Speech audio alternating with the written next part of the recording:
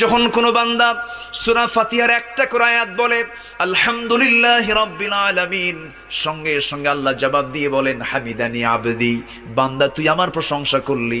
আর রহমানির রহিম যখন বলে আল্লাহ বলেন আসনা আলাইয়া আবদি। মালিক ইয়াউমিদ্দিন যখন বলে আল্লাহ বলেন মাজ্জাদানি আবদি। এরপরে যখন বলে ইয়াকা না'বুদু ওয়া ইয়াকা নাস্তাঈন পর্যন্ত যখন বলে আল্লাহ বলেন বান্দারে তুই আমার কাছে কি চাস, প্রাণ খুলে চা রে বান্দা।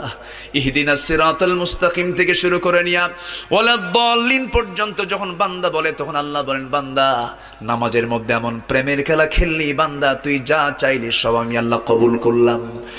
ওই বান্দা যখন রুকুতে যায় আল্লাহ তখন অস্থির হন। ওই বান্দা যখন সিজদায় যাওয়ার জন্য প্রস্তুতি নাই, সমস্ত ফেরেশতাকে ডাক দিয়ে বলেন ও ফেরেশতারা, এই বান্দাগুলো আমাকে দেখলো না, রাসূলকে দেখলো না, কোরআনকে দেখে হাদিসকে বিশ্বাস করে আমাকে খুশি করার জন্য তার সবচেয়ে সম্মানজনক